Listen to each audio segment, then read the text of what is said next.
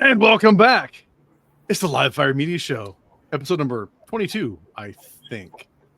I may have labeled them wrong when I was downloading files from last week, but whatever. We're here. We're talking about guns, gear, games, movies, and so much more. Your hosts tonight are the always entertaining and sometimes Fudd, Hunter Elliott of Rangeshot.com. I'm Kawaka47, aka Dave from High Point. And tonight we're joined by our buddy Larry Case of Guns and Cornbread. What's up, everybody? Let me start off real quick. Right, and Larry's reading my mind. You use the word buddy. Could we say colleague, Acquaintance? Yeah. I love you, Larry. Sure. Oh, I love you too, Hunter, but only on air. Well, I'll take what I can get, sugar. Hey, I like my little animated logo. Isn't that cool? Do you want me to be honest, or you want me to tell you what you want to hear? You can be honest. It's amaze balls. Oh, shut the fuck up. That wasn't honest. That was you blowing smoke up my ass. No, I spent about, 45 minutes to an hour trying to figure that out. And then, like I said, with StreamYard using the free version that we're using, couldn't actually use that as a video. So it's like, we'll just make it a screen share. Oh, and I fucked it all up. Yep. I think we should take another 45 minutes to talk about this. Yeah, right. Let's not. Yeah. Whoa. What? Come on, man. I mean, you're fucking up a free lunch. You look at Larry Case. His damn veins out of his neck is throbbing. It'd be all right. So we got a lot to get to, Dave. How much longer are you going to just fuck around? You know, this is going just about exactly how I thought it would. I told you. What you got, Hunter? Oh, wait a minute. Actually, fuck you. You know what? We are, I know I announced this before, we are officially on the Firearm Radio Network. While I can't directly upload the things because they're having some technical issues, they're still helping me upload episodes. I think we've got 2 or 3 are actually out there, which, Larry, all it is it's a huge collection of firearm podcasts. Cool. Yeah, so it's just more little exposure for this rinky-dink show that it is. But we've been on Apple Podcasts, we've been on YouTube and Rumble. But yeah, being on the Firearm Radio Network, that's kind of a cool thing just because it is more firearm. I'm sorry, Dave. What was the name of that again? Firearm Radio Network. Oh, cool. Okay. Yeah. So hopefully they'll have it figured out so I can start uploading everything myself. I don't have to do it a long format way, but it's whatever. So yeah, so we're on there. All right, Hunter. What do you got? You know what I just noticed? What? I am devastatingly handsome. I mean, I look in the mirror a lot, but a lot of times I don't really pay attention. But I know you were talking; it just kind of droned out. Interesting choice of words. Devastatingly handsome. I mean, I think emphasis on the word devastating. Yeah. It's like debilitating. I mean, of course, I got my beard trimmed and I paid for it this time. But I mean, wow. That's a trim. Yeah, you look like a dog fresh back from the groomers. Where's the little bow in your hair? Yeah. Oh, I got it's in my tank fur. I had my tank fur groomed. You're disgusting. Yeah. You think that's disgusting? You should have heard what the groomer said. No, I'd rather not. I'm good. You want to see a piece of the shit that they got off of it? Nope, I'm good with that too. I'm good in so many ways. I'm. Yeah. If you mixed up a bunch of mustard and mayonnaise together, it's what it looked like. Hold on, I got it right here. It's in a jar. Boy, look at the time. I just remembered I got to go. You ain't I've been up late. I need to go early, so yeah, I'm kind of done here, guys. It was great talking to you, Larry. I'll talk to you later. Hey, you don't think I can't carry this show by myself like I do every other fucking Wednesday? Oh, Lordy day. You wish. Yeah. All right, so look, I want to take advantage of this opportunity. High Point Dave Kawaka, Iron Man 47. Ooh, yeah, I should go to Iron Man 47. That's a good one. Oh, that is. Yeah, go for it. We go for it. So we got Larry Case on here. I had to mail him a check for 80 cents to grace our presence.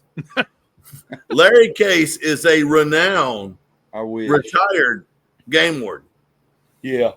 And a gun writer. But how long was you a game warden, Larry? Just 36 years. Holy 36 shit, years. just 36 years. Holy Right. shit, man. Yeah. Yeah, it's not. I gotta imagine in that time, 36 years, you spent a lot of time in the woods, right? Couple days. All right. So tell me, man, I know this is kind of weird, but what is some of the, like, give me an example of some of the really weird shit you saw as a game warden, right? I would just be tickled to death, but if I may, a sidebar, I was just noticing myself how handsome I am on here. Don't try to use my Oh, God. script, right? Look, And when I was a game warden, when we were wearing the campaign hat, God, you talk about pretty. Oh, probably could get laid in woman's prison. I should have had some pictures ready. Or why don't you let's Photoshop one up real quick, like a rabbit, Dave. Yeah, right. No. So I take it that you want to hear a couple game warden stories. Yeah, man, let's hear it. Like, did you ever walk up on like a Bigfoot orgy? Dave, Bigfoot Dave, I don't know if you've caught on to this yet, but our little gnomish buddy here is fascinated with Bigfoot. I mean, I'm not gonna say I don't put stock in it, but there's enough weird things out there that I think there's some legitimacy to possibly a big thing out there. Let me help you with that line of thinking. The reason you've never seen one, are we ready, class? Oh, I'm sorry. Take notes, because there ain't none. There ain't no. Wait a minute. Hunter is one of the. Excuse me, I'm talking. Demented individuals, of which we evidently have many now, that believe in this. Oh, what was that noise over there? Hooty hoot, hooty hoot. Why, it's a Bigfoot. Jiminy crickets. But let's be honest though. It's not like Bigfoots have been sighted all across this country. They've been in different areas. Let me stop you both real quick, like a rabbit. If we're gonna get into this, which is fine, we got to set some precedent. Why? Okay. Because I don't want our. I thought I just said it. I don't want our 4 listeners to be all fucking confused. Oh, if we're talking about a gaggle of Bigfoots, is it Bigfoots or is it Big Feet? Larry, if I care. You're the resident. Let's rewind back to that part where Larry said, "There ain't none." Right, but hypothetically speaking, as a game warden, Dave. Your game warden's kind of a buzzkill, man. Like you were talking about Bigfoot, and he's just like, there ain't none. Hunter has a thing about this, and because I got big feet. Well, whatever. You know what they say about guys with big feet, right? They believe in Bigfoot, and there ain't none. So, but you've seen some weird shit, though, yeah? Weird, probably, yes. Funny, amazing. Give us something. Yeah. Once upon a time, I was the officer in Pocahontas County, West Virginia. If you look up Pocahontas County, it's a huge county. It's 100 miles from one end to the other. It's about 85% national forest and wilderness area. It's the real deal, okay? I wanted to be an officer there, during my career, put in for transfer. I lived up there, loved it. Can't see what you're showing me. Hunter, I'll pull up. I'll do a screen share. There you go. Beautiful, lots of wilderness area. So, blah, blah, blah. I was down on Williams River, a beautiful trout stream. It was right before the rifle buck season, the deer season for most officers. That's the big show, right? Okay. It's when you're your busiest usually. It's the 2 weeks in most states that we put the most boots on the ground for hunters. Okay. So you're busy. There's everything going on during that time. Okay. Hmm? illegal hunt, illegal killing of deer, lost hunters, just all kinds of stuff, trespassing. So this guy stops me down on Williams River. I'm trying to set the precedent here. And he says, hey, right up the road here in this area, there's people at this house, and they have a bear in their house. They keep it in their house. Oh, and like I a pet. said, Not like a gay bear. I had a little bit of experience with bears, okay? And I said, yeah, right. Okay, I'll check on that when I get. It was at least a week because, deer season. So try to get into this quick.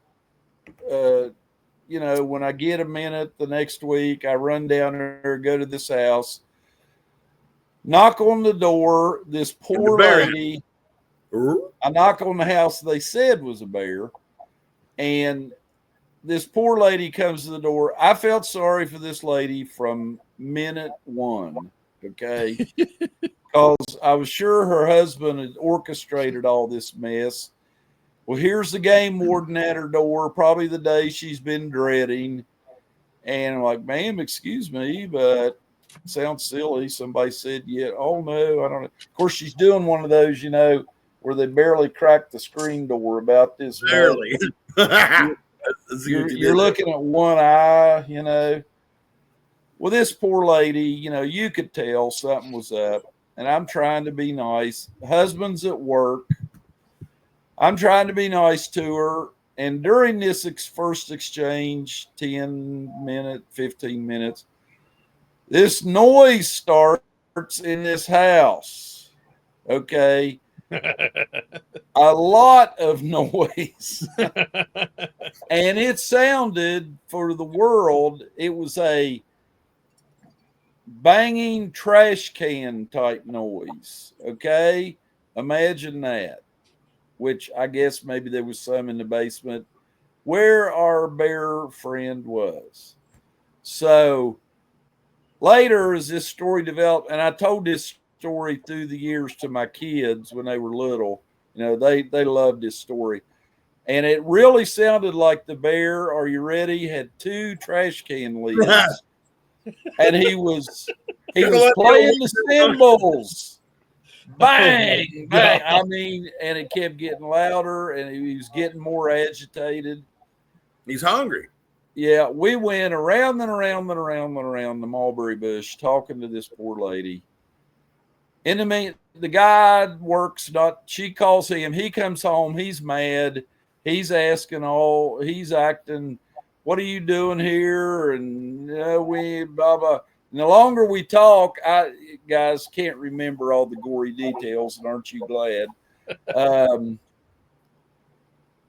He says, okay, by God, you want to see the bear? And he goes down to, a basement door on the lower part of the house, and he opens the door. Now, this bear, they got it somewhere in the woods as a cub, and I'd say it's over a year old now. So, it's not a 500-pound bear, but I bet he's over 100 pounds. I mean, he'd bite your ass. And let me tell you something. A 50-pound cub can whip you all over. The bears have no idea of their own strength. Right. They're just, it's incredible. And this thing, and he's not timid. He is running around. Bears do a bunch of body language stuff in charges and stuff. They do a stiff-legged. They stamp their feet and sling their head. You've probably seen it in movies. Mm-hmm. And he's doing all that. They do this wild thing. It always fascinated me. When agitated, they call it, the scientists have another name. The bear hunters called it popping their teeth. I'm not exactly sure how they make they're clanking them or something, but it's a loud pop, almost like a muted 22 round or something. Wow. It's wild. And he was doing that a lot. Well, about this time, a friend of mine who's a deputy in the county, he hears on the radio where I'm at. He comes down there. This is my good friend. We had all kinds of adventures, bailed me out of all kinds of crap. And he later became an officer, a game warden. And as Hunter knows, we call each other COD. That's a friendly name I call my friends and associates. This thing's running around the yard. He'll run halfway up a tree and slide back down. And the man of the house, he's loving this. You know, what are you going to do now, Mr. Game Warden? Well, then let me ask you this, Larry. Yeah. Did you fucking pet the bear? You couldn't really pet this bear, right? You didn't pet him? No. We'll get to that later. Teddy bear. So by now, I'd have done petted to some bitch. Howard, humping it, my Hunter. buddy, comes over and says, whisper, he's up close to me. He says, "Cod, what are we going to do? We can't put handcuffs on this thing." Shooting it right there in the yard would have really been throwing gasoline on the fire. Right. I've already called Elkins. There's a bear biologist coming with a big old cage thing in the back of a truck. You took his bear? Eventually we did, yes. That's bullshit. As we say, it was unlegal to possess it. Let me ask you a question, Larry. Yeah, I got you. Technically speaking, this would be what my lawyer would tell you. This bear pays rent and is my tenant living in my basement. How does the bear pay rent? And fucking How does the bear pay rent? in love. How does the bear pay rent? In love, motherfucker. Is your mic on? I know in your world that's possible, Hunter, but in the real world, no. Hunter lives in almost a Disney fairy tale land where like all the creatures and I critters out wouldn't there are quite his call friends it and Disney, but it is a special form of delusion. All right. Let me tell you, both of you fucking chucklehead something. Yeah. I had a raccoon living out here behind my house. Oh no. Okay. And I fed him, or it was a her. Of course She had little raccoon kits. I fed her. I looked after her. I'd pull ticks off of her. And I went by the vet to get some medicine for it. And they roll their eyes when you roll in. They're like, "Oh fuck!" And the vet's like, "You can't have a pet raccoon." And I said, "Lady, this fucking raccoon ain't my pet. There's somebody that comes to my house and knocks on the door and I feed it. Well, you're not supposed to do that." I said, "Who says?" I said, "Any critter shows up to my house hungry, I'm gonna feed some bitch. Period." So if I show up to your house hungry, you're gonna feed me? Hell yeah. So she says, "Well, I'm gonna have to alert law enforcement." I said, Oh, here we go. Here we go. goody." Here, I give her my address and everything. And I said, "Look, don't send like one deputy." I said, "You need to send a whole fucking SWAT team if you come to get my raccoon." Here we go. Hey, there's nothing wrong with me feeding that little female raccoon. I fed her for 5 years. You think this is going to be one of your very most top watched sessions, Dave, or I don't know. He just tanked it there with that one. is this going to end up on the cutting room floor? Sadly, I don't cut any of this shit, so it all comes out raw. Yeah, we believe in the First Amendment here, freedom of opinion. Freedom of opinion. Yeah. They Everybody's got one. Yeah, so there you go. Well, What's up, so you took the bear. Yeah. We I tried to make friends with the lady of the house. What? I'm waving to Dave's boy. Oh, okay. And they were feeding this thing chicken. They were evidently buying huge quantities of frozen chicken. There's a shit ton of chicken. And we enticed him. That truck came with the great old big cage, had like a sliding door on the front of it. and we're going to throw the chicken up in it. And he would get up in there. And I knew the minute he got in there and saw, hey, I'm enclosed. Not good. He wasn't going to like that. Okay. No. So the door is like this sliding, almost like a guillotine type thing, you know. That's that free. And the bear gets in there, and the lady and the biologist is up on top of the cage. Now the door's jammed. I feel like I saw this in And they're Jurassic trying Park. to get, and I'm like, hurry up, hurry up, hurry up. And I'm watching this bear, and he saw where he was at, whirled around, and here he comes. I had my hand like on his head, you know, trying to. So you did pet. Holy get shit. that door down. Door comes down. I jerk back. I had gloves on, thankfully. He just barely got me on the end. Barely. Of the foot. And everybody lived happily ever after. So you did kind of pet him. I fed him their chicken, yeah. No, So pet him. You kind of pet him. I know So that what was- wasn't weird enough for you, the bear in the house story, but I mean, that's interesting. So what was the bear's fate? They take it to some rehab If you place. killed that bear, you better fucking lie about it. do what? If y'all killed that bear, you better lie about it and don't tell me that. What happened to the bear? God, that was a long time ago. He's in a bear old folks home right now, probably playing checkers. Well, I would imagine it's probably like some kind of rehab and then re-released. I'm having trouble hearing Dave, but the biologist hauled him off. Most of those, we have a game farm in West Virginia. You know, it's like a huge public zoo thing of native animals. And most of those kind of bears went to that. I don't know exactly, you know. That was in the middle 80s. Shit. So there you have it. Well, that was a good. I mean, it wasn't like I was trudging through the woods one night, a light rain misting across the leaves, and I heard this sound. It's very odd. And as I began to investigate using all of my game warden skills, I walked along this path and I peered open the leaves and the tall grass, and behold, in front of me It was Bigfoot. Bigfoot orgy. And they were getting it on like Bing Bong, baby. They was 9 Bigfoots. Wow. Just, coagulated. Larry, it's great It's talking like to you, man. going to shot. It's like going to shot.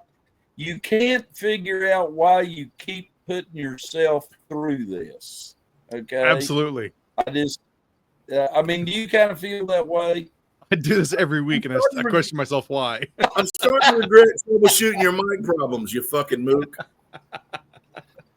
Yeah, for anybody Okay. listening, we spent a good 20 minutes just getting Mike's situations figured out so we could actually record this thing for you guys to listen to. I know that you want to talk about something more interesting, so may I show you something interesting? Is that the Ruger Super Red Hawk in 22 Hornet? It is a Now Ruger that is beautiful. full-blown Super Red Hawk. Y'all more familiar with me than me. All of the good stuff where they beefed it up over the years. 9.5-inch barrel. I should have had my papers out here. I don't know what this thing weighs, but honey, it's a beast. It's in. Are you ready, sports fans? 22 Hornet. That's shit. cool. Let's talk about the 22 Hornet for a while. It's been around since what, the 30s? It is old. I'm so glad it's still around. It is a center fire cartridge. It always considered, a varmint maybe type round. But I'd like to know how many deer in West Virginia and other southeastern states have been taken with a 22 Hornet. Because if you know what you're doing, it's enough gun. I don't have a scope on it yet. Hunter and I were talking about it the other day. I got a little Hunter. It just left me right there. A little Burris handgun scope to put on it. I'd like to talk about Burris a little bit because they're doing some big things right now with their full field line. But is this an oddball weapon? I don't know what the true term for oddball is, but I'm gonna throw it out there. Like the fact 22 Hornet is where I think it's kind of neat, but his revolvers are not really my forte at all. So I'm gonna say Hunter, on a scale of 1 to Fudd, how Fudd is this? I'm gonna give it a 4. A 4. Let's talk about that. What does Fudd mean? Well, silence. Well, I mean, like you and I talked about, some people use it as a derogatory. Is that how you take it, Dave? Most of the time. But it's also, okay. I don't know, derogatory, but also at some point it probably does become some level of rite of passage for some. And all right, here we go. I got the genius. Oh, you asking the AI? Yeah. Let's hear it. In gun culture, did you say let's hear it? All right. No. You can read. You can read it. I'm just saying let's hear what it says. All right. Well, you can read it. This will be way better. Hey, Silas. Oh God. Too late. Oh Lord. It's to be straight from the horse's mouth here. Hunter's trying to get his phone to actually tell us the AI. Here it goes. Inside joke vibes. Right. You saying, Dave, when you say Fudd, does that mean good or bad? It's neither good nor bad. So Silas, can you give me the definition of what it means to be a Fudd in gun culture? Hunter, just fucking read it. Well, this will be easy for everybody. Use the big words. No, it's not, because then we got to listen to the other audio. All right. In gun culture, Fudd is a slang term sometimes used insultingly. Larry, that means derogatory.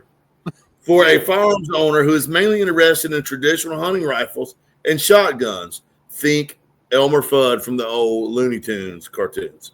We get that. A Fudd usually focuses on sporting arms used for hunting deer, ducks, etc. Often dismisses or criticizes modern tactical or semi-automatic firearms like the AR-15 and AK. Might say things like, nobody needs an AR-15, but I'll fight for my right to keep my deer rifle. Can sometimes be seen as out of touch with broader Second Amendment or gun rights, polarizing their own hunting rights over others' rights. Some folks use the term naturally just to describe an old school hunter. Others use it as a jab for people who throw modern gun owners under the bus politically. So, sounds like it could mean many things. It's very versatile. Yeah. Yeah. If you want it to be derogatory, or you want to take it as being derogatory, well, that's kind of on you. I like, I call Hunter Fudd all the time only because of his obsession with 1911s, iron sights, and his little bit of obsession with revolvers. I'll occasionally call him that. I'm like, Fudd. And I wear that shit as a badge of honor. Yeah, like if it's the shit you're into, it's fine. But when you're completely resistant to something else, like a red dot on optic, I will never have red dot on optic. I think it's stupid. That's a negative Fudd. If you think it's stupid, it's a negative Fudd. If you don't want to use it, that's fine. I was, irons, red dot, whatever you want to do, whatever you use is fine. But if you think it's dumb to use newer technology to it, that's a negative Fudd. Yeah. To be clear, nobody cares about this. If I'm a Fudd, am I an old school hunter? Maybe. Do I like the old school stuff, Model 12s and 22 Hornets and old 870s? Yeah. So if that makes me a Fudd, okay. But only to me, liking those things in no way, shape, or form means I'm against the newer stuff. Okay. Right. It just doesn't. Now, I love ARs. But I can tell you this without a doubt. Lever guns are more fun. can. Okay. I think lever guns are more fun to shoot. Like Why? a lever gun. Because there's a lot more interaction with the firearm. Yeah. True, but I think also it still comes more down to what you're actually doing with it, where it's more fun. I mean, I'm talking about square range, plinking at steel. okay, sure. You That know, is more fun. it's the loading of the loading gate. The wrecking of the lever. All of that makes the gun feel like it's a part of me. I get that. I mean, I love ARs a whole lot, but magazine, bolt release, and then you're on it like dog on it, which is ideal for home defense, self-defense. Don't get me wrong. AR shines in a lot of ways. Right. But the lever gun also shines in a lot of ways. And there's room in my safe for both. Yep. But if I'm going to go out and I'll go so far as to say, what's even more fun is a lever gun and 22 long rifle. The only downside I have to that is just simply you can't really top it off fast and efficiently on most, or at least ones that I've seen. They're all in tube, and I like to be able to just top it off. We're just talking about being on, like for me, unlocking the tube and open it up to expose that tubular magazine, and I drop that single round. You know what that does to me, man? Because when I was a kid, my father, like probably a lot of us, you went to the range, you had an old tubular fed 22 long rifle. Yeah. So every time, I just finished my Savage Rebel review. Amazing lever gun. And every time I'd click that tubular magazine and pull that brass tube up with the little red golf tee stuck out the bottom, and you load 22 long rifle one at a time, you can hear them clink. When I'm doing that, I remember my father and I going out and shooting empty shotgun shells with a lever gun 22 or a regular semi-automatic 22. So it invokes nostalgia. It invokes a lot of nostalgia for me. Yeah, that's cool. There's nothing wrong with that. As lever guns do, or using a Model 12 that your granddad did, or whatever. 1897. If you're looking for a superior shotgun. Yeah, right. It says you. So, but again, it's connecting us with something we really liked in our past. And what the heck's wrong with that? Nothing. Okay? Nothing. Absolutely nothing.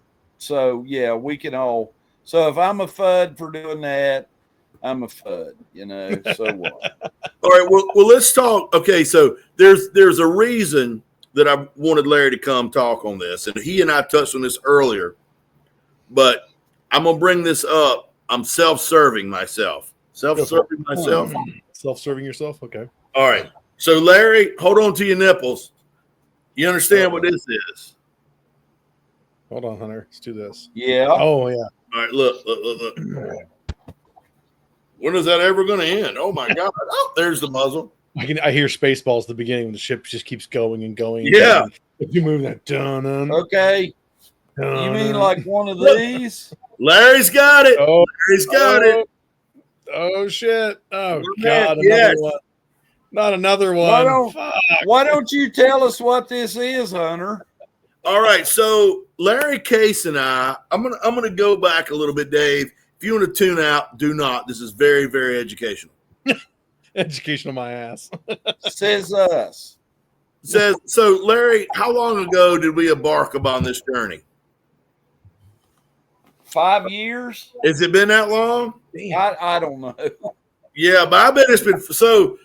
I called Larry one day because I value Larry's opinion. I know he's an accomplished hunter. I know he's an accomplished shooter. He's an amazing writer. He's a syndicated columnist, runs Guns and Cornbread.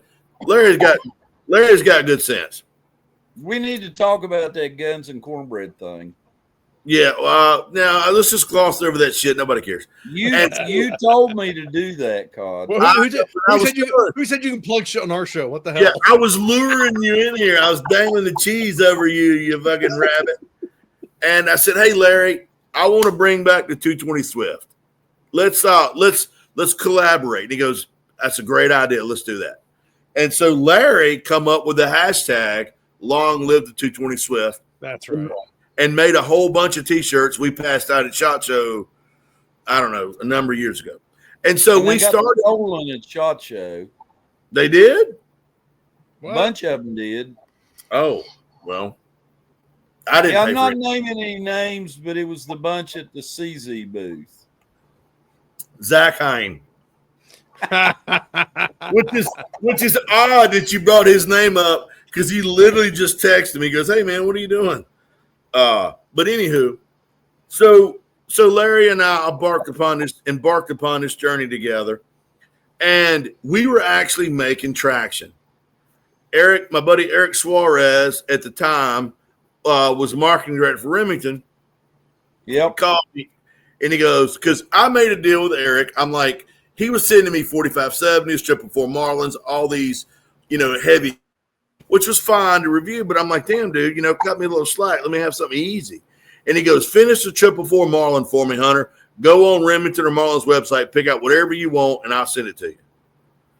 Deal.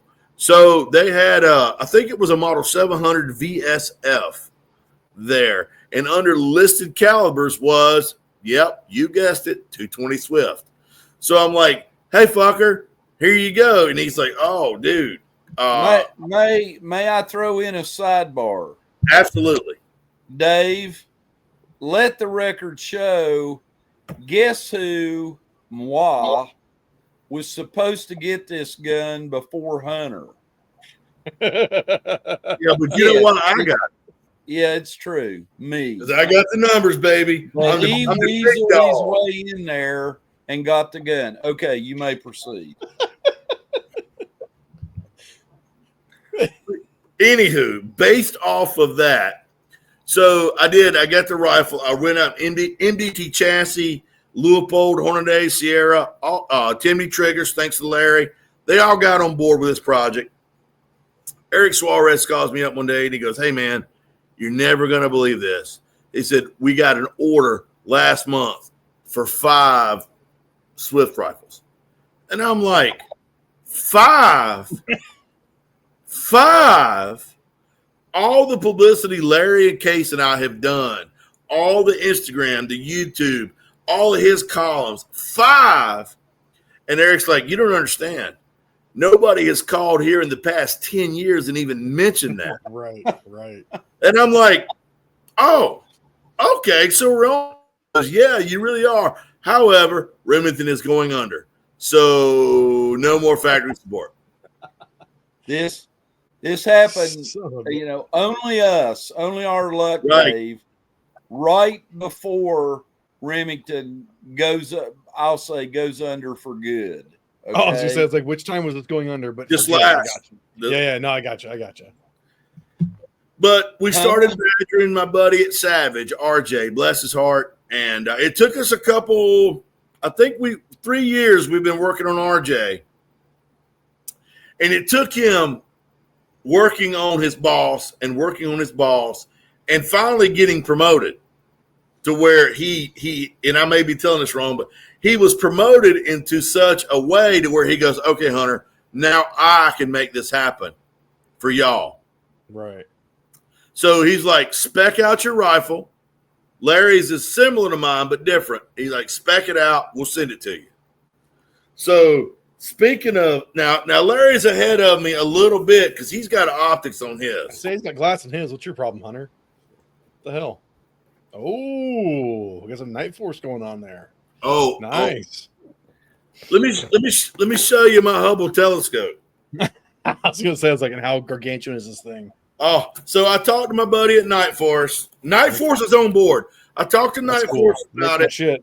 And I'm like, hey guys, I want to bring back the Swift, Larry Case and I. And Night Force is like, and that was an older guy. And he's like, Hunter, I love the idea. We're in. And I said, cool. I need some glass.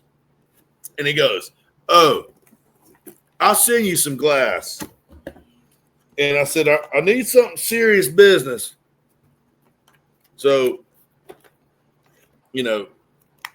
Sure, components, yeah, rings, your rail, okay. But what's the scope though? What's your numbers? How epic is this thing? Well, I can't say. I mean, I know they make a lot of really good shit, but I can't say I know how. Oh, it looks big. that's what she said. Oh shit! No, it's not what she said to you. Yeah. So this jewel, and I'm going to read to you the description because Please do. it's got a number of numbers that are in nomenclature, and I got this yesterday. So, well, never mind. I say put it in the private chat, and I'll grab a picture. I'll share it on the screen. Can I just tell you? Yeah. All right. It is the ATACR. Hold on. I got their site here. It's the ATACR 7 to 35 by 56 F1. First focal Yep. point, baby. Found it. Okay, here we go. Let me share this up here real quick. Share screen. Window. Bam. Here we go. Yeah, there it is. And here she sits in my lappy. Now, if you'll scroll down and hold your breath, you can see what the MSRP is on this sumbitch. Oh, no. Dave? Yeah, go for it, Larry. May I ask you look up Burris, this full field 6 by 24 by 50? Hang on I a second, have sir. on- Let me- on Hunter, this what two- reticle do you have? Try to get the MSRP. I got to look. So they got several. Holy shit. Oh, my goodness. All right, let me see your options.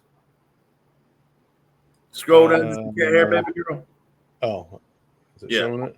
If you scroll down just a cat hair more, a wee bit, as they say, you're Can you not see it? scroll. No, you scroll.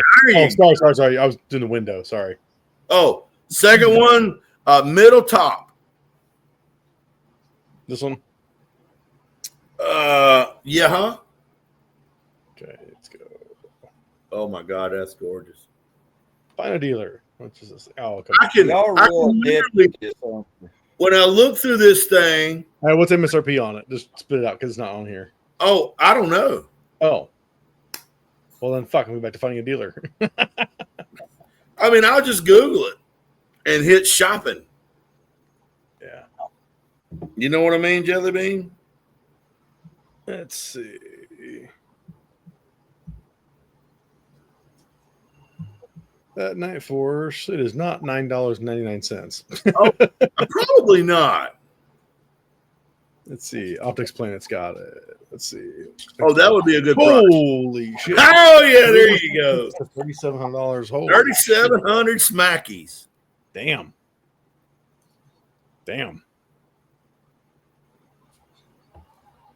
Well, that's cool. That's really cool. According to Night Force, they are at the very least equal to Leopold. I would say that. What little experience I've had messing with them. So this is my first foyer in the Night Force.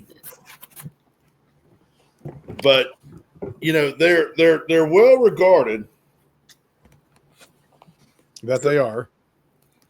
Anywho, that came in yesterday. And then I'm going to Andrew's house. Sorry. I hate when people do a lot of product placement in their podcast. I just feel like that's really tacky.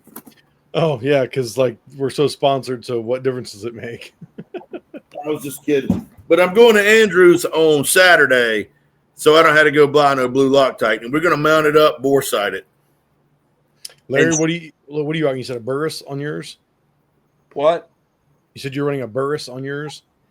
Yeah, if you can find the Burris full field, it's up to 24. What is it? 6 to 24 by 50. Let's see. Featured products. I'm trying to rest the full fields at because that was 3 to 12.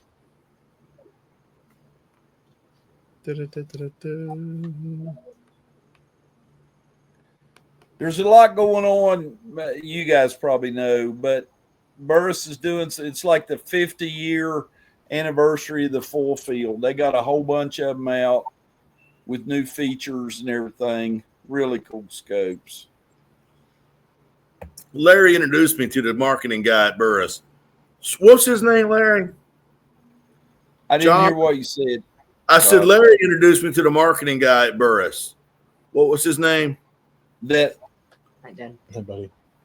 Our buddy at Burris. Yeah. He's gonna kill me. He said 624. Super nice guy. Super nice. Really knowledgeable. I'm gonna develop a relationship with Burris myself. Jordan. That's Jordan Egley. Jordan. That's right. Super. Jordan Egley. Larry, God, I can't talk. Did you say 6 to 20? Did you say 6 to 24? Yes. Okay. Share screen so you guys can see this one. Now there's probably 3 or 4 different options as to the reticle. There you go.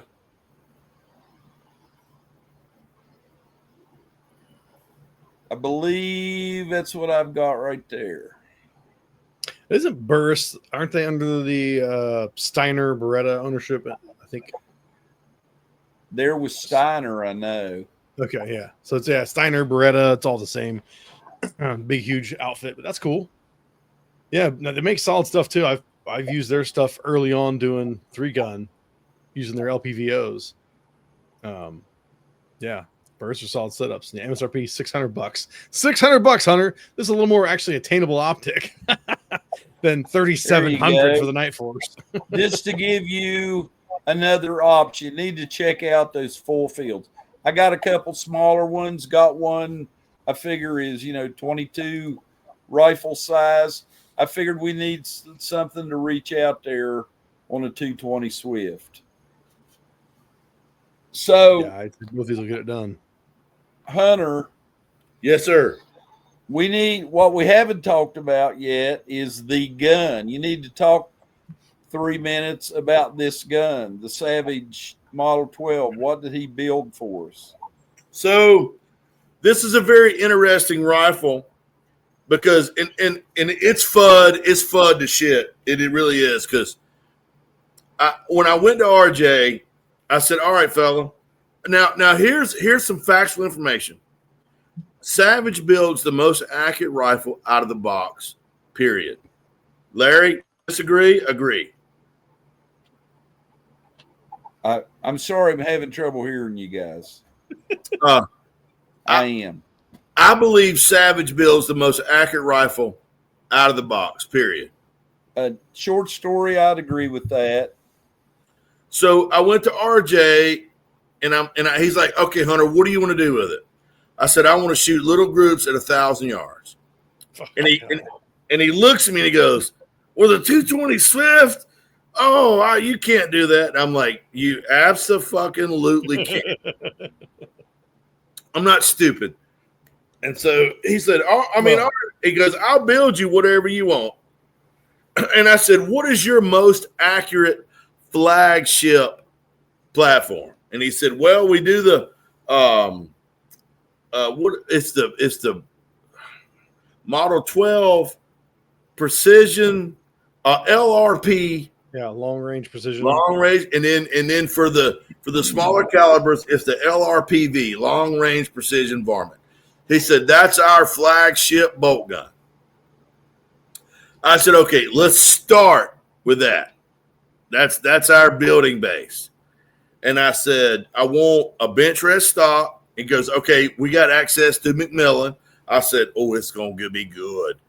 And I said, and their LRPV, what's cool about that is, so no magazine. And you're like, oh, well, it's a single shot. Yeah, it's a single shot. But the benefit of that is this son of a bitch is bedded from here to here. Bedded. It's not pillar bedded. It's not glass bedded. It's bedded. The entire action is bedded in the stock. That's importante. when you omit the magazine, you gain bedding. Now, understand this is a target rifle. This is a varmint rifle. This is not something you're going to go out and shoot, 100 rounds a minute. Now, Larry's showcasing his. It's a left bolt, right eject. I do think that's really cool. So you see Larry's ejection port. It's on the left side, and the bolt's on the right, and that is to undisturb your when you're all hunkered down in the rifle and you've got that somebody's locked in, then you're just here, and it's kicking it away from you. So boom, click, click. And plus, I dig that aspect of it a lot. I think it's really cool, actually. You have a smaller ejection port. And so essentially what that does is instead of having a rail where you see both sides, like a lot of bolt guns, you just got a rail over it and you can see the bolt. This, the starboard side is completely solid. And so that makes the action a lot more sturdy. So they just cut the ejection port just big enough for the case. So you've got way more steel in the action. So fully bedded, small ejection port on one side. The bolt doesn't show. It's primo. And I told RJ, I'm like, I said, I don't give a fuck if the rifle's $5,000, RJ. I want you to not. I said, even if you suspect it's going to help it shoot better, do it. True the lugs, lap the bolt, whatever it's going to take. He goes, well, what you're asking for is a custom shop rifle, Hunter. I said, make it happen. Make it happen. He said, it's going to take us, 3 months to build that gun. Make it happen. Send me a bill. And I said, send Larry one too. Then he goes, well, how long do you want it? And he said, how long do you want the barrel? I said, well, how long are your barrel blanks? He said, we get our barrel blanks in at 30 inches. I said, there's your answer. 30. He's like, why do you want that so much 30 inches long? I'm like, because I want to squeeze every foot per second out of that Swift. Now, Larry, is yours the same? Is yours 30 inches as well? Where some controversy comes in. Here we go. Okay, so we got a little bit of ooh-wee coming. Well, not everybody thinks you got to have the longer barrel. I think what he's saying, Hunter truthfully knows more about it than me, but not everybody believes you got to have that much barrel to burn the powder to get every round to get the round you can. Okay. Time. Let me interrupt you, Cod. Now I want you to talk. But part of this project is, you recall, we want to bring back the Swift because I don't think it should have went away in the first place. Lots of controversy there. But you, even more than me, wanted to get the speed. Yeah. The 220 Swift is still, get ready for all the yelling to start, is still the fastest commercial round. Right this minute, right now. Dave, did you get that? Right fucking now. You see in the corner it's recording? Yeah, we got it. I just want to make sure we're all on the right page here. Larry, what barrel length did you opt for? I do what? What barrel length did you opt for? Hunter, is yours 30? Yep. 30 inches threaded half by 28 at the muzzle. Hang on, Dave. Because I thought Hunter, you'd said his was a little bit different. His is now mine's 28. 28. All right. Did you go with a 1 in 9 twist, Larry? Yes, I went with whatever was standard for them. You had to have that oddball, or is the 1 in 9, or is mine 1 in 12? I got to go look at the box. I don't know. So when he asked me, he said, "Hey Hunter, what twist rate do you want? We're going to do 1 in 14, 1 in 12." I said, no.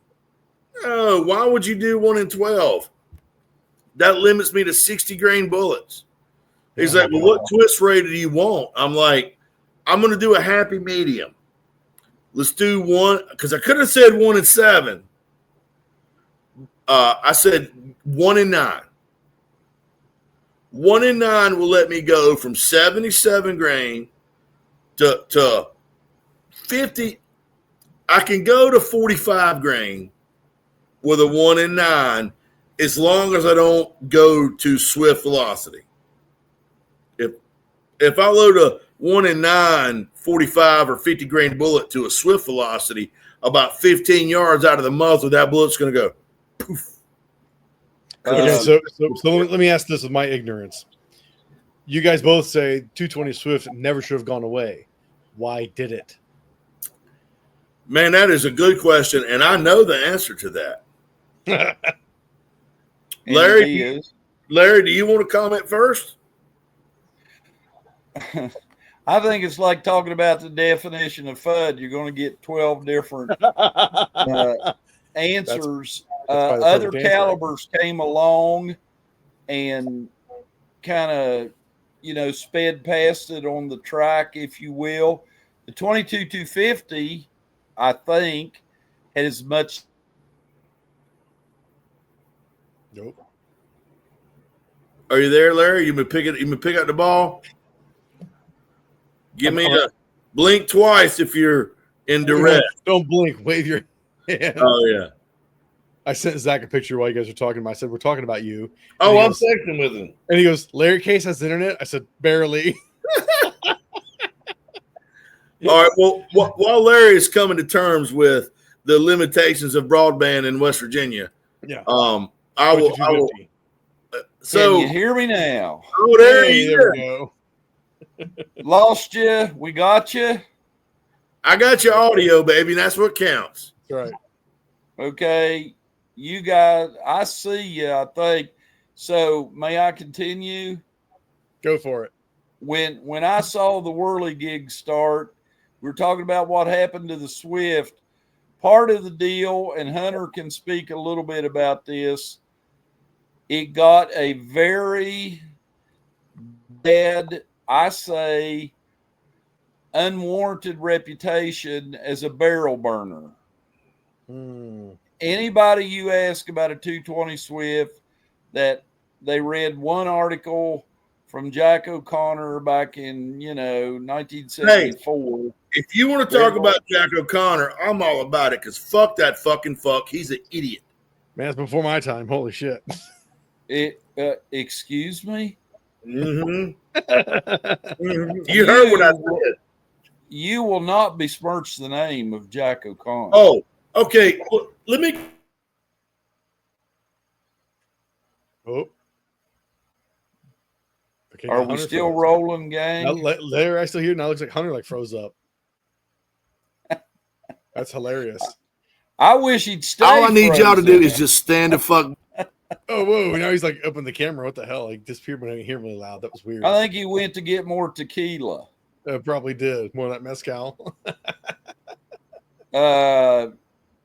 Okay. I'm a Jack O'Connor fan. Sue me. Okay. But one of the things that happened, it still has a bad reputation as a barrel burner. Right. People that don't even know enough to talk about it, in my not so humble opinion, Dave, sure. They'll talk about that now, and we don't take it in count of more modern metals. Barrels are different now, honey. Yep. We got better materials. We got better cleaning. Absolutely. On and on and on. And may I throw this out? How many rounds do you think you're going to have to shoot to burn a barrel out, even if they did that? How many? More rounds. I'd say in general, whatever firearm someone has, I don't care if it's 220 Swift or not, but more rounds than most people are ever going to even fire, for that matter. I mean, I've got 223s that I have one gun that's got pushing 30,000 rounds through it. And that's actually between two barrels. So, I mean, I could guesstimate and say 15,000 a piece, but it's probably not. It's more like 20,000 to one. And, 8,000 in the other, and it's still fine. And I've shot some of a variety of cheap shit, good shit through it. So, I mean, but that's beyond average, obviously. Most people, they'll never shoot much of any of their barrels out. Well, that's kind of what I say. In the real world, how many of us are actually going to shoot that many? Right. Hunter might. He's going to try to. You can call me a Fudd. It's a round that has all kinds of history and nostalgia. Right. Hemingway, for God's sake, had a bad round with actually Robert Rurik, as you know, is that the one that I'm talking shit about? Maybe I got my names mixed up. Oh, really, I didn't think you could ever do that. Robert Rurik is who you are. I'm sorry, you're right. About. Robert Rurik. He took a. I'm sorry, I thought I was talking. He took a 220 Swift back in the day to Africa, had all kinds of bad luck with it. I will always say he must have had some really crappy bullets because we all know, come on, let's get together here. It's bullet placement and the proper bullet, have bullet performance, what the bullet does. Wait, you're saying the bullet matters? What? Come on. Yes. Most people forget that very so much bad. Matters.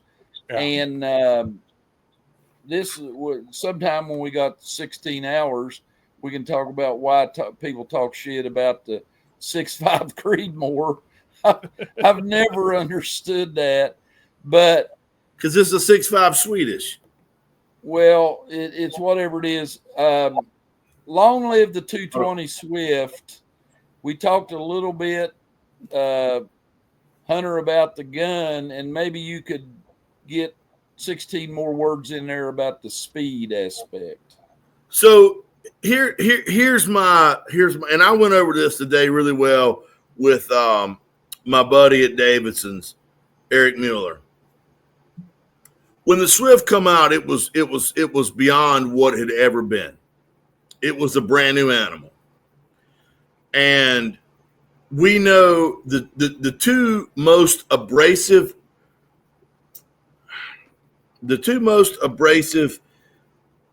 stimulants to a bore is heat and unburned powder. Now, there are a number of ways to mitigate that. But one way to not mitigate it is to shoot continuously. Now, a lot of folks bought Swift rifles. They'd go prairie dog hunting, and they would just pow, and they would run the gun hard. And we're talking 1940s metal. And so they would run that gun hard, they'd get it hot, and throat erosion would begin. Right. Now, that is not unique to the Swift. That would happen to any high-pressure, small caliber cartridge.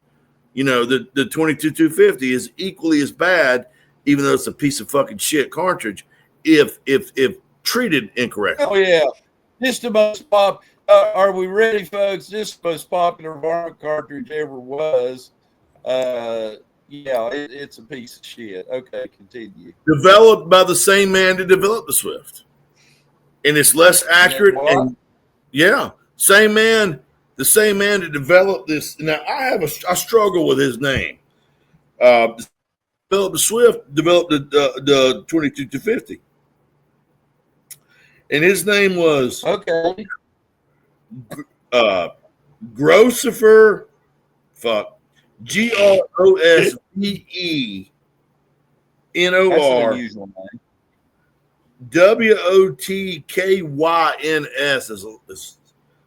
So, anyhow, have your AI say it.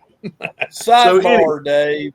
Sidebar. To understand, for your nomenclature book, trying to understand the mind of Hunter Elliott, because you like one cartridge, in this case, a 220 Swift, that means anything roughly in the same realm is a piece of crap.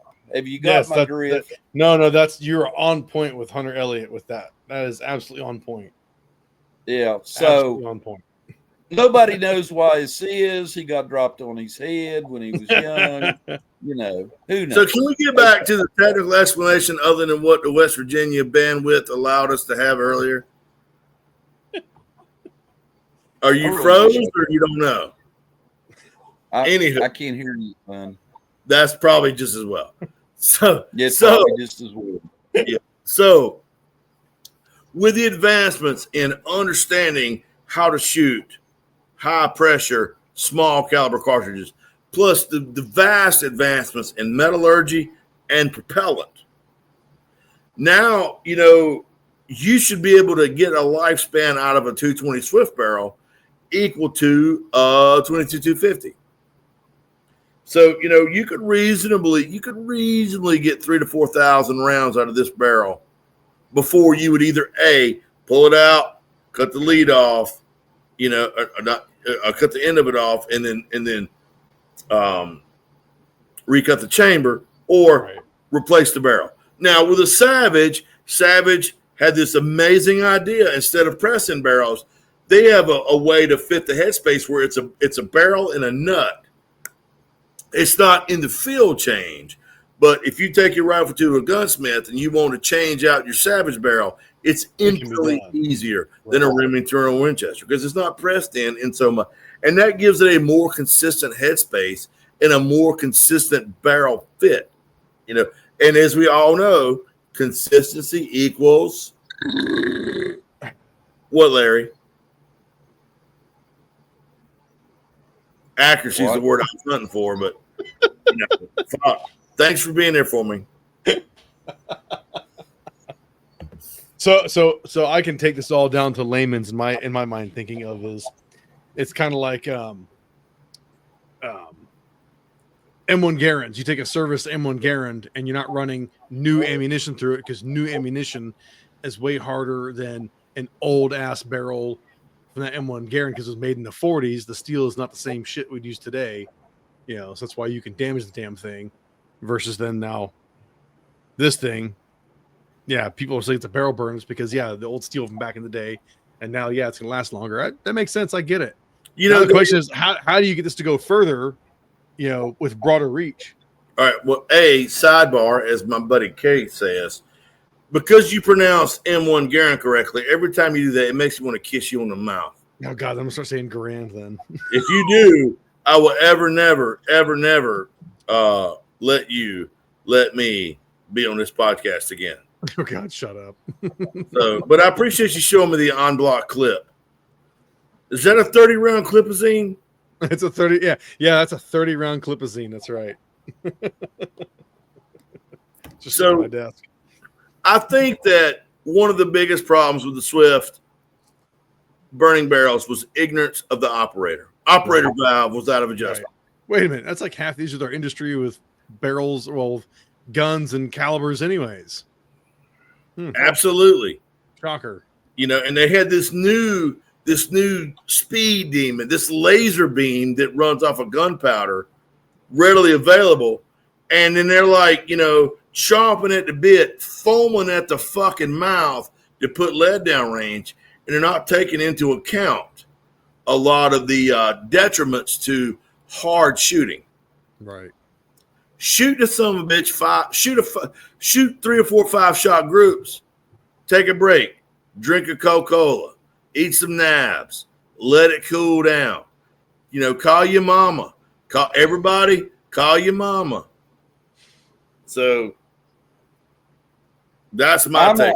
If I may, and I will, please.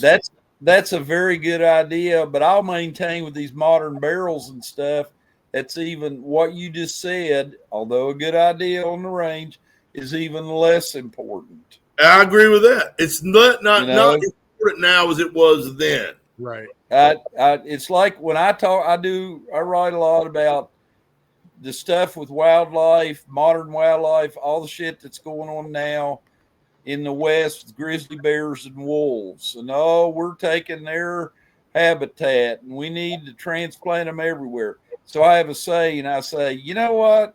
It ain't 1804 anymore. We Right. don't need wolves and grizzly bears in every state. Well, it ain't 1804. Similarly, in barrels, you know, the metallurgy and everything, as you well know. Hunter, need to talk about for a minute. Savage built this gun for us. Yes, they did. And it's coming out of their custom shop. Am I right? Yes, sir. Okay. They're kind of getting that. Tell me when I'm wrong. They're kind of getting that revved up again. Need to talk about their custom shop for a minute.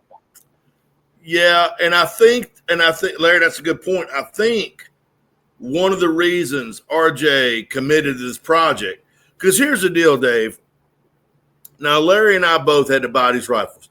These are not fucking pro bonos. They're not like, here you go. Now, with that said, Wait a minute. Did he send you a bill? He sent you my bill. He told me just, hey, this is yours, buddy. Enjoy it. Then I paid your bill. I'm in this rifle for $87.50. You had to pay for that gun? I didn't have to. I elected to because I support my friends' endeavors. Okay. Big joke. Okay, go ahead. I'm sorry. So, you know, when I was talking to RJ, and I'm like, I want this barrel length, I want this twist rate, I want this chamber. He said, Hunter, we don't have any of that tooling. Wow. And I'm like, well, bro, you fucking told me you could build me this gun. He goes, well, I didn't know you were going to go off the rails. Right. You know, I thought we were going to do a 1 in 12, 1 in 14, 24, 20. I'm like, no. Why are we going to do that when it's been done to death? Right. And RJ goes, yeah, I told you I'd build it. So you know what? We'll eat that. We'll buy the tooling. We'll buy the chamber cutter. We'll buy the button broach. We'll buy all that shit, man, to build 2 rifles. 2 rifles. Good God. Right. Okay. Sidebar, Dave. Sidebar, The Dave. thing he's bringing up about the button to cut the barrel for that oddball rifling he wanted, that only held things up like another 6 to 8 months. It did. It wasn't. That's true. Wasn't Dave. no big deal. But wasn't it worth it? But wasn't it worth it? He don't know yet. Oh, I do. Oh, yeah. So the point for Savage to me is, I don't think a lot of people know they even have a custom shop. And Yeah, I think that's the reason. Savage, I'm sorry. No, I'm sorry. I was going to elaborate and say I think that's the reason they took on this project, to shine a light on what their custom shop's capable of. Well, yeah, and what I want to say, not on their site. I'm not an expert like you, but Savage rifles in the past several years, they just been phenomenal. These moderately priced rifles out of the box that shoot, in my lingo, like a house on fire. Yeah. Their barrels are wonderful. The triggers, we ain't even talked about the triggers. Oh, the triggers are fantastic. The I gotta show you. The only 2 bolt actions I own are both Savages. Phenomenal. So what does that mean is going to be coming out of their custom shop? I mean, if you want anything that isn't off the rack, for our rifleman buddies out there, I think they need to be looking at Savage. And I agree. And essentially, this is what I believe to be truthful. Savage took a monetary hit to build these rifles. It cost them, I feel like Larry and I buying these guns probably didn't even cover the tooling. Probably not. But they're expecting, hey, we'll get some press on our custom shop. It'll be worth the investment. And it was kind of like Savage and Larry and I shared the initial investment of building these rifles in order to get out the content that Larry and I are going to produce. And he does Like he's a syndicated column writer. He's got, I think, 416,000 newspapers that buy articles from him on the regular. Yeah. Is that the number right? I wish. Hey, Dave, if I was syndicated in that many papers, I wouldn't be on here talking to you all. Oh, wow. Whoa, what the? Wow. Hey. We're just dudes hanging out. Now it's all like, A if I was just thinking of a I'm guy. a fucking, if my britches was any bigger, I'd put you in the long bucket. time ago, Wow. I got to Damn. tell you this. A long time ago, I I got was with this guy down in North Carolina. He is he's completely crazy, but he knows a little bit about guns. He does a pretty good job on reviews and stuff. And in talking about guns, it came up one time. We said we got to be real. What does it mean to be real? It means we're going to say however it is. If it's good, we'll say it's good. If it's bad, we'll say it's bad. So I would just be it real right here for a second. You know what? Oh, that was being real. What the fuck, Larry? Like, I'm like, we're sharing a moment. Hunter, next time you want to bring a guest on there, pal, I'm going to vet the shit out of this. Yeah, and good probably tell you call. fuck no. Like, I was like, wow, we're having a moment. Larry is being, amazing. And then, like, he circles back to the dick face. I mean, that's fine. It's fine. I'm not hurt.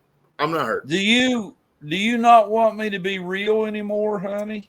I do want you to be real, Dumpling, except when you talk about me, lie like a rug. It's all Oh, my God. roses and daisies and pansies and smell good. Dave, I really feel there's got to be some kind of professional help we can get him. I mean, there's got to be something. Oh, he's on There's his this own. guy in I've helped him enough. He is on his own. this dude right here that runs this fucking mezcal distillery. He's helping. He's helping. You know, it's funny. So I don't Remember, looks I like told you Savage has guns their and own- alcohol don't mix. Well, Who they said do. that? Just depends on how you do it. What a fud. What a fucking fud to say something like that. Who don't like to get drunk and go out there and shoot guns where there's no backstop in the air? Oh, my Lord. Boy, look at the time. I got to run. That's called sarcasm, Larry, but don't act like that's some great loss. No, it's interesting looking at Savage's site, and they have their own blog. And I even did a quick search on their site for 220 Swift, and like nothing came up. Nope. You'd think even their blog, which granted, their blog may not be read for jack shit. I don't know. I don't really care. But you'd think at that point they would still have talked about this project they did. You know, I should You know, text for a couple RJ guys. right now and be like, what the fuck? I mean, because like looking at their browsing their firearms by caliber, I understand 220 Swift is not there because it's not a production gun at the moment. I totally get that. But the fact they built these guns for you guys, man, if I was that company, I'd be posting that shit in the blog. It's like, yeah, we did 2 one-offs of our custom shop that you may or may not know existed because there's nothing on their site that says a custom shop. Right. I mean, Hey, maybe they're not ready to advertise it yet. Maybe that's why. I don't know. Mr. Dave, I could help. I could use some help doing what you just said right there if you could see it in your heart. What's that? Talking about this gun. Ooh, you want a high point to build a bolt gun at 220 Swift? Dave, get on that shit in the morning. No.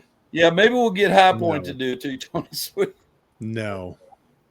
What the fuck, man? No. Oh, hey, did you see? No. No. I'm Shit, segueing. I will fucking mute you. I'm segueing. Watch this. I'll go. Bam! Look at that. I'll just mute you. Oh, Hunter can't say shit now. So this morning, some new information dropped. What do you do with your phone? Oh God, he's really gonna get pouty now. What, Hunter? Oh, I was going to call you and cuss you the fuck out. I wouldn't answer that shit. So, unbeknownst to me, Unbeknownst. Where the fuck did you go to school, Ohio? yeah, I did. So shut the fuck up. High Point decided to release their stripped AR lowers today. You don't even know about that? Didn't even know about it. Well, okay. No, I didn't know about it, and I only saw it. It was a minute fresh on their Instagram, so I just kind of rolled with that and posted the shit out of it everywhere else. And my God, to see people going, it's $75. I can buy 2 PSA lowers for $95. Like, cool. Then go buy the fucking PSAs. Fuck you. I don't give a shit. You know, do you want the logo on your for your build with the High Point logo or not? Like, fuck off, people. God. But so, I did a review on the High Point AR. And I would offer to send it to Larry to let him do a review, but I'm keeping that rifle. Are you going to bill me for it?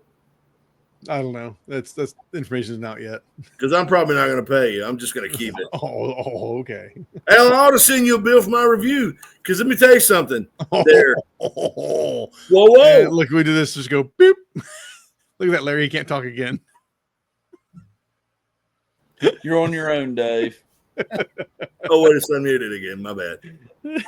I got a fucking shit pile of traffic on that review, man. Good. I mean, and 98%, of course, when I say 98%, 47% of statistics are made up on the spot. Yeah, right. 98% of the comments were very supportive of it. Especially, did I say especially? Is that Mezcal talking again? Especially fucking with Anderson gone. Yeah. That when I saw somebody was several people posted Anderson was the poverty pony. They were calling us the poverty point. It's like, okay, that's kind of funny.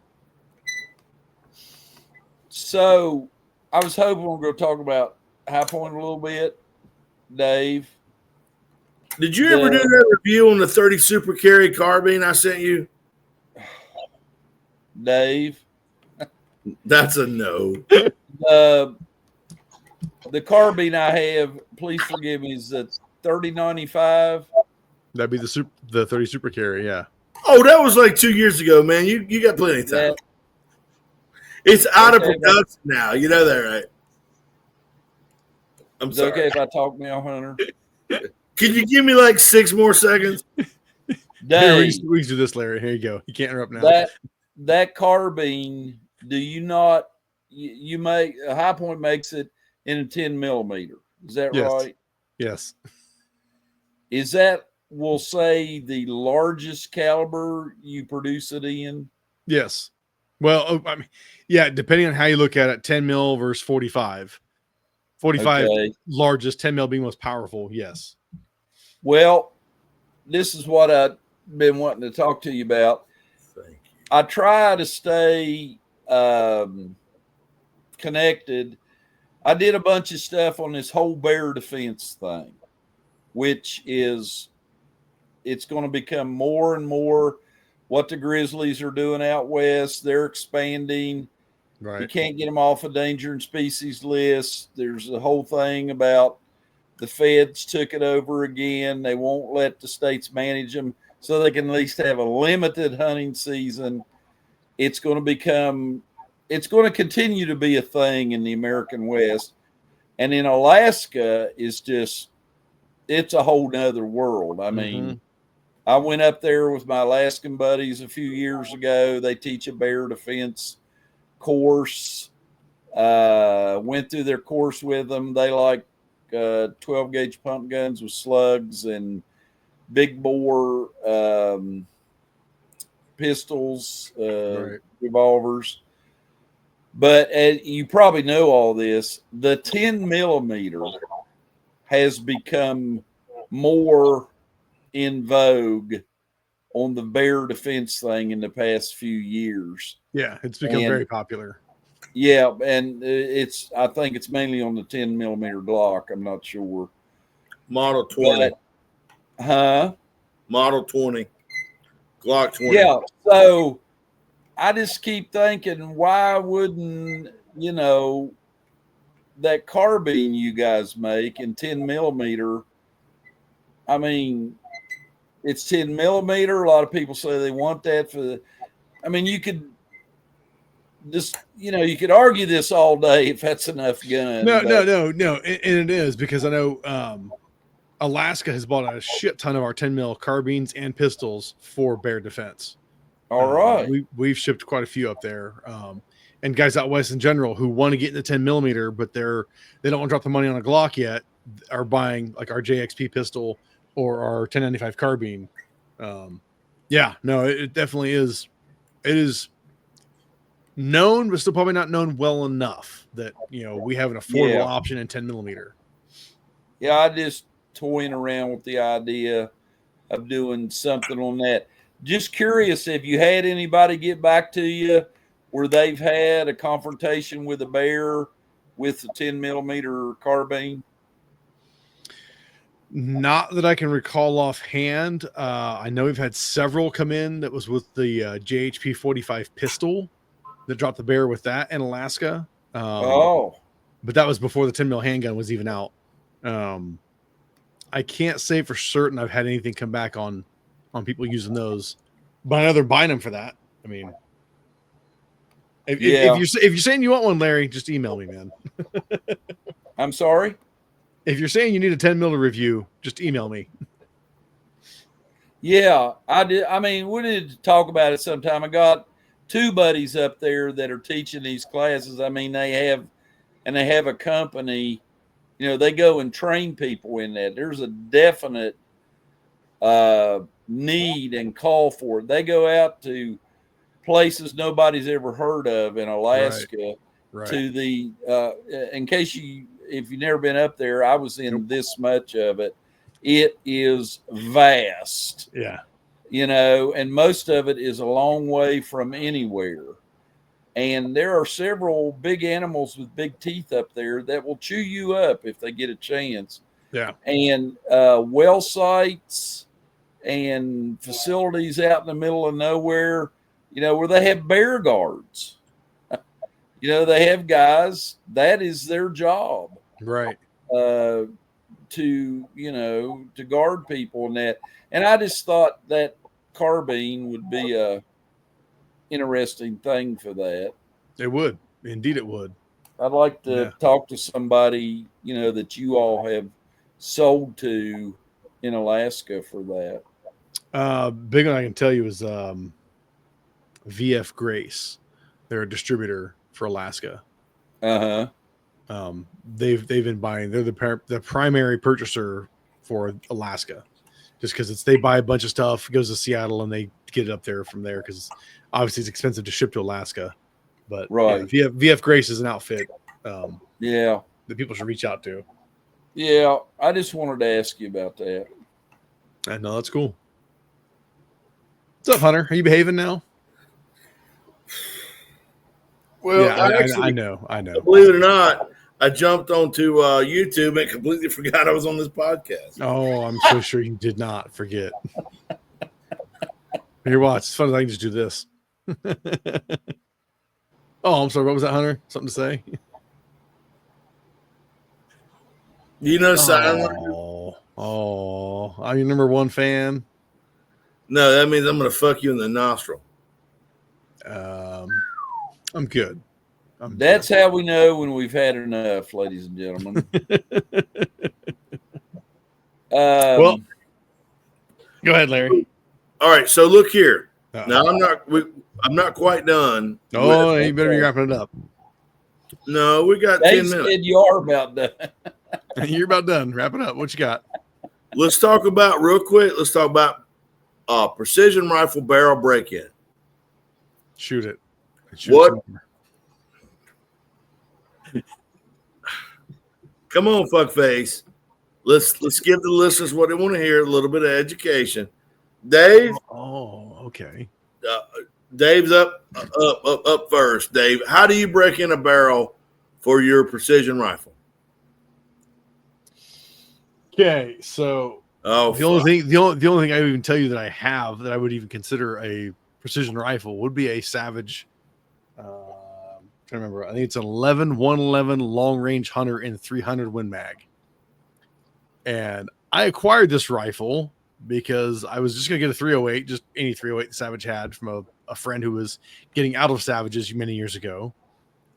And I was going to be content getting this 308 bolt action. And The customer of Savage who was getting out of them says, no, Dave, get a 3-in Win Mag. Two of my bosses, they're both like, Dave, get a 3-in Win Mag. I'm like, why? You can kill anything in North America with that. I'm like, but for what I need, a 308 will be just fine. They're like, no, 3-in Win Mag. We're going to go to this ranch in Florida. We're going to kill hogs with that thing. I was like, all right, and access deer. I was like, all right, cool. I'll get it. Got some good glass for it. That was like 12, 13 years ago. And I finally shot it 4th of July, 2024. So yeah, that's all I got. How well is it? A Savage Axis? No. Oh, I'm sorry. I thought it said Axis. 111 long range hunter. Oh, okay. How did it rock you in 300 Win Mag? Not bad at all. Oh, was it punishing? No, it really wasn't. I mean, more than a 308, but wasn't bad at all. It's got a channel break on it, like yay long, that you can open and close. No, it wasn't bad at all. 200 yards. I was blasting the shit out of some 8-inch steel, 200 yards, like it was nothing. And I never even really zeroed the thing either. I mean, other than just a bore sight, that was it. All right. Well, Larry, do you have an opinion on breaking in a precision rifle barrel? Because I fucking do. Well, No, we know you do. I got really, one. you did. Yeah. Well, you just go ahead and enlighten us. Well, here's what I like to do, and everybody's going to call me obsessive as fuck, which is fine. So, brand new out the box, I clean the bore. Make sure that it is free from oil and any machine chatterings. Want the bore clean. When I'm confident that bore is clean, I go out to the range and I will shoot one round and clean the rifle bore 10 times. One round, clean the bore. One round, clean the bore. Nice rifle. There you go. That's a nice rifle, man. I don't know if you can see the muzzle device. What's that? Is that for sale? No. Could it be for sale? No.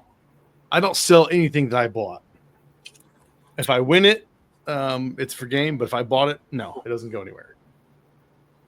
And actually, here, I'm going to interrupt you real quick, too. This is not the original stock that was on it. It had like a rubberized, kind of like a Hogue overmold stock, almost. And a couple years ago, I pulled out of the safe and I was messing with it, and I was like, what the hell? It's sticky. And the stock was like deteriorating. Ooh. Yeah. And I reached out to Savage. I just called him. And I was like, yeah, my stock is like melting. It's tacky. It's kind of falling apart. And she goes, do you have an 111 long range hunter? And I was like, why, yes, I do. She goes, what's your serial number? And I started rattling it off. And she goes, yep. Okay. She goes, you want a new stock for it? I was like, yeah. Yeah. She goes, do you have a color preference? I'm like, I'll be honest, I've never shot it. I don't care. She goes, so black? I was like, yeah, sure, black. She goes, we're out of black. I'm like, fuck. Okay, what else you got? She goes, I have this. I think it's a Realtree. I think it's Realtree Edge. Oh, no, this is Mossy Oak. I see it. It's Mossy Oak. It's sexy. But she goes, I have a Mossy Oak. And I was like, good enough. I don't care. If anything, I'll Krylon it myself. Yeah, but they sent me a new stock for the thing. So and this is how I shot it. Last year was like this. Savage customer service is on point. It is on point. It's good shit.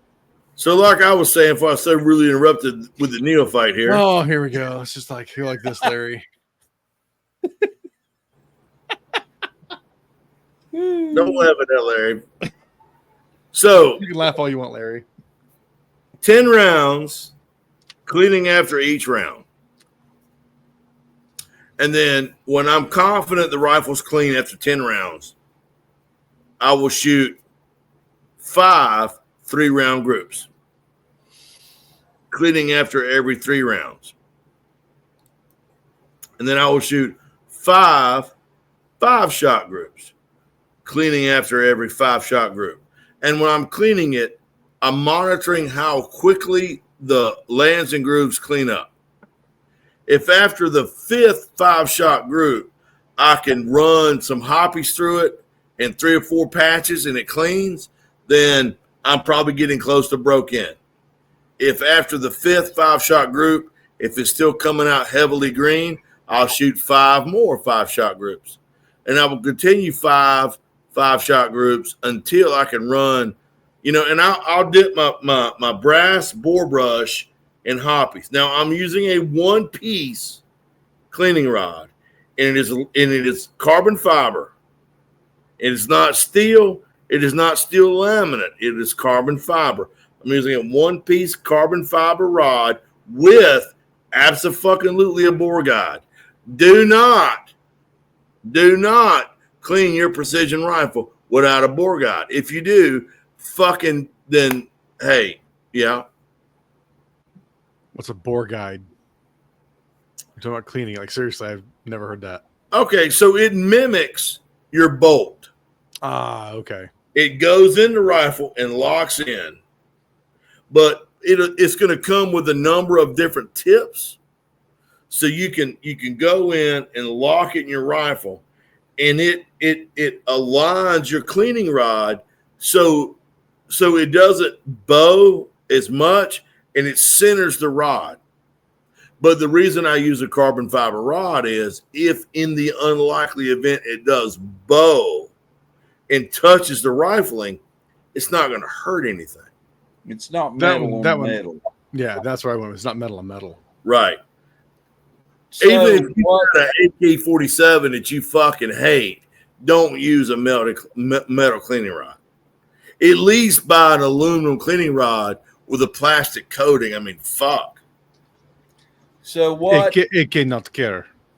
I got all that, and that's good. What you didn't say? What kind of brush? I use a brass brush, but I'm not opposed to a hard plastic bristle brush. Now, okay. I may get some pushback on the brass brush, but it's a stainless steel barrel. Brass is softer than stainless steel. Mm-hmm. Under no circumstances would you use a steel or stainless steel brush. Make sure whatever metal your brush is made of, which is only going to be brass, is softer. But if you get a really hard plastic brush that's a hard plastic bristle, I feel like now it's going to require more passes, but I don't have a problem with that. So, did you say through all of those cleanings, what are you putting on the brush or in the barrel? Just hoppies? Man, I'm going to get a bunch of eye rolls, but yeah, I use either hoppies or Butch's Bore Shine. Okay. I mean, it's old school, but I will clean it until the green is gone. So hoppies or Butch's, what is that? I don't know. Whoop ass? Whoop ass. Whoop ass. Extreme duty lube. Clean, lube, protect, whoop ass. That's what it says. Now, you got to be careful. Some of that shit is caustic on metal. Now, if it dissolves copper, fine. But if it's a metal, if it's caustic the metal, you got to be careful. If it says do not leave in your bore longer than 9 seconds, don't fucking use it, period. Fuck that. Did some of them actually say that? I've looked at bore cleaners at Cabela's that was like, make sure you swab your bore after 30 seconds. Do not leave any of this bore cleaner in your bore longer than 30 seconds or 60 seconds. Wow. Yeah. Nice. Interesting. So, which tells me stay way the fuck away from that. Hey, Dave, you ain't sent me my fucking knife yet, you fucking mook.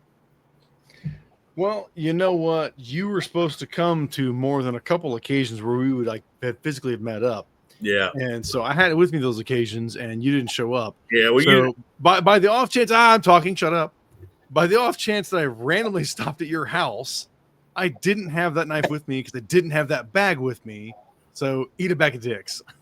Well, your events that you invite me to doesn't have the attendance to warrant a range hot presence. Well, Larry, it's great to talk to you, man. I'm glad you joined us this evening. And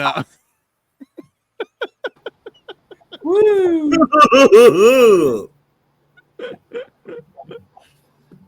yeah. Okay, well, it's Fucking past night. my bedtime. Yep. I got no closing remarks. Hunter, you got anything? Of course you do. We don't care. Seriously, Larry, thank you for joining us, man. It was cool having you. I very much appreciate being here. Hope you'll have me back sometime. There's only about 3 million other things we could talk about, Hunter. And Hunter told me to do this. Well, the two of you we ever said it. I would ask people, please, if you could see it in your heart, to visit www.gunsandcornbread.com. You might fantastic blog. Good blog. It'll be in the description. Something there you like, and maybe not. Larry is a very accomplished writer. He's a good writer. He's good about hunting. He contributes to Range Hot often, which I appreciate. We talked the other day there, Cod. You didn't put something on there for me, did you? No, so I was going to publish the High Point HP 15 review on Guns and Cornbread the night of our podcast last Wednesday, and we could talk about it. However, the podcast didn't happen, and I'm going to be straight with you. I completely slipped my mind. But I will, you know what? When we're done with this, Larry, I'll jump on and log into Guns and Cornbread. Okay. And I'll post it immediately. Dave, if you believe that, I have a little bit of land over there in Florida with not too many alligators on it. But thank you very much. You and Hunter both need to get out, run your 220 Swifts, and once you've both done that, we'll get you back on here with us. Come and talk to you. That's right. Thank you very much. Absolutely, man. I'm logging into Guns and Cornbread. Oh, you got a podcast, Larry? Well, I did. Well, where is it? I don't know. Oh my God. Well, all right, Hunter. Say good night, Hunter. Good night, Hunter. Peace, everybody. Thanks, guys.